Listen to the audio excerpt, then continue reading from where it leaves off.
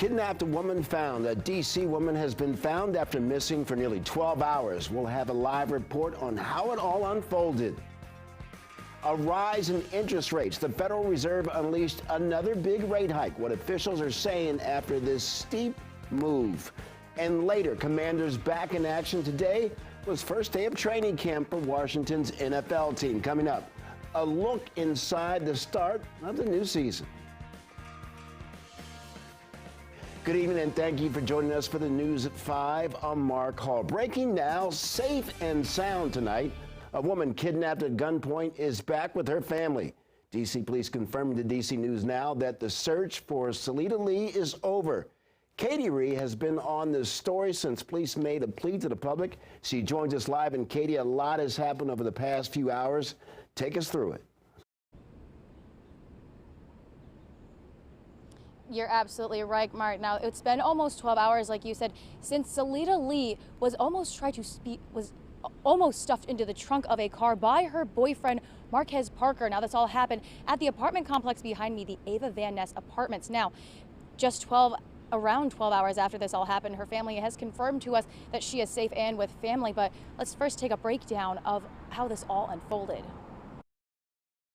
We begging the public's help for anything they can do to try to help us locate them. That was police just hours ago as they searched for Salita Lee. But this all started early Wednesday morning at a Van Ness apartment complex. Our person of interest, Mr. Parker, forcing Miss Lee into a vehicle against her will. He initially did try to put her in the trunk of the vehicle and then eventually put her in the back seat and fled that location.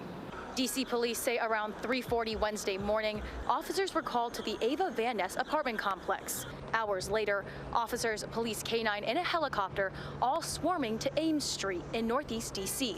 That's where the car was found. Is there anything significant about the Ames Street location where the car was found? That's still part of the investigation. Yeah, he had previous addresses in the District of Columbia. That was not near one of them. According to officers, the couple recently started living together, and police say there is no history of violence between the couple and no stay-away orders. He is someone who is known to law enforcement, yes. We just don't discuss criminal records of suspects. Police are alarmed by what they believe is a video of the kidnapping, which was streamed on social media. We are aware of the video. We do have it, and we do have the audio, and that's part of the investigation. And that's part of also why we're very, very concerned about the safety of Mrs. Lee. One of the two of them was filming, and I believe it was probably the suspect. As it was going on? Person of interest.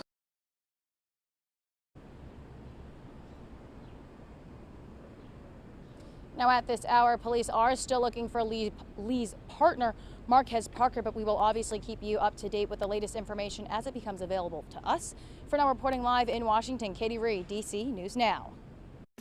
Thank you. Also breaking now, there is a heavy police presence on Ames Street. This is a live look at the scene. This is the same street where the car the woman is believed to have been taken in was found this morning.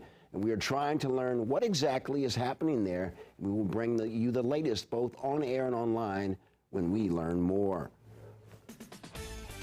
Breaking now, rise in interest rates. The Federal Reserve has raised the interest rate again for the second straight time to try and curb inflation. The key interest rate is now 0.75%, the highest level it has been since 2018. Wall Street welcoming the news of the rate hike. Dow ends the day up 436 points. So we're trying to do just the right amount, right? We're not trying to have a recession, and we don't think we have to.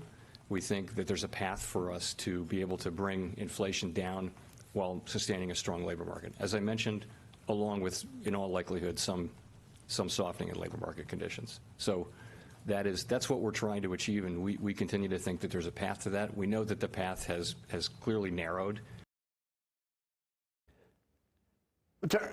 Turning now to weather. It was hot and humid out there today. Joining us now is meteorologist Damon Matson. And Damon, could there be storms on the way? It does look like it, Mark. We're going to have that rain gear ready to go as we roll ahead through the rest of this evening. We've been live in the local Ford Weather Center, just keeping an eye on where and when those storms might pop up. Still dry for the moment, but very, very cloudy in Washington, D.C. It's been a warmer day. Temperature has gone up to 86, and it has been very, very muggy. Dew points have jumped into the low 70s. They've been there all day, so despite it being rather dry, it has been fairly uncomfortable throughout the entire day with those higher dew points. And yes, there is that activity pushing our direction, but look at how it's weakening a lot as it moves off to the east. These complex thunderstorms they're weakening, and they're going to only be just some light showers now as we go throughout the rest of the evening across the 4-state and the DMV. But there is a chance that some of this could redevelop in more favorable conditions across our area with that added warmth and humidity in the atmosphere. So if you're going to be heading out anytime within the next few hours as we go toward 9 and 10 p.m., we'll have that chance for showers and thunderstorms across the region. Most of that will be on the light side, but we can't rule out possibly a heavier downpour taking shape.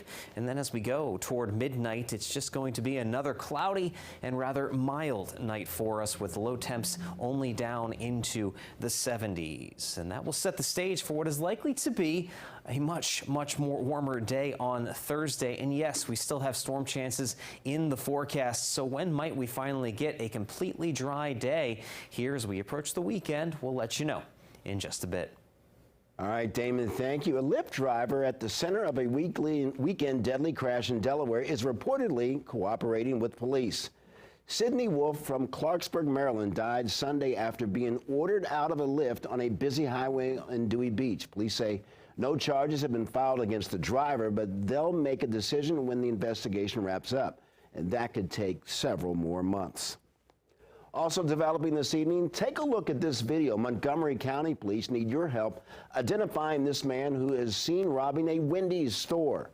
Now, according to police, the robbery happened around 6:30 yesterday evening at the Wendy's on Connecticut Avenue in Gaithersburg. The man in the video approaches the counter to order food. After the employee took the suspect's money, the man lunged over the counter, ripping the register's tray out of the drawer.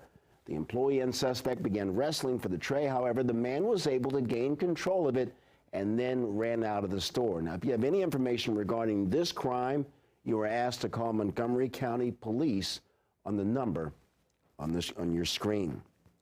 Well, taking a live look over the White House, President Joe Biden is testing negative for COVID-19.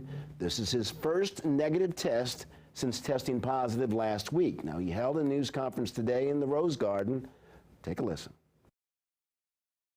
My recovery was quick and I'm feeling great. So if you're over 50 and you haven't gotten a booster shot this year, go get one right away. And the president is expected to go about his regular schedule now that he has tested negative. And developing tonight, Justice Clarence Thomas will not be teaching at George Washington University. The vice president of the private school confirmed to DC News Now in a statement. He wrote that students have been notified that Thomas's upcoming seminar would no longer be offered. Law students at the school had previously petitioned for Justice Clarence Thomas to be removed from teaching a law seminar at the university. In Montgomery County, Maryland, officials passed 2 bills that would benefit working families. The Paid Parental Leave Act provides 6 weeks of paid leave for county employees. The second bill, called the Right to Nourish Act, will require the county to provide lactation rooms or alternative accommodations for employees in its buildings. The bills seek to expand support for county employees who are new parents and improve the well-being of both the parents and their children.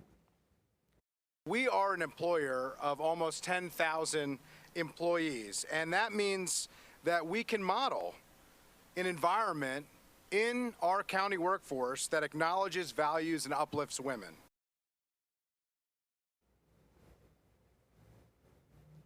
Okay, well, training camp has gotten underway for the Washington Commanders as they hope to improve on a disappointing season a year ago. But there's reason to be optimistic with a new quarterback on their center. And his name, of course, Carson Wentz. And Sports Director Derek Forrest joins us with more. Derek, a lot of optimism or a lot of hope? A lot of both right now. Here's what we've been waiting for this offseason. Carson Wentz walking to the field for the first time during training camp. Sure, we saw him on the field during minicamp, but it's the real deal now. And there's a lot of eyes on the Commanders' offense this season, and it all starts with the QB1. Wentz has had An up and down career, and many are wondering if he can be who he was with the Eagles back in 2017, his lone Pro Bowl year. Wentz is hoping to get back to a similar form, but for now, it starts with building a connection with his guys, something he's already doing. Feel good, honestly. It's been a fun adjustment, new adjustment from the moment we got here in the spring, and just kind of stayed the course. Keep learning the playbook, learning these guys. Got around them a little bit this summer too, and today was fun to get back out there and officially kick it off the right way. And we got a lot of work to do. I got a lot of work to do, but I'm excited for the season. Well, Wentz would go on to tell us he knows he and the team still have a lot of work to do before the season begins on September 11th versus the Jaguars, but he's ready to put in the work.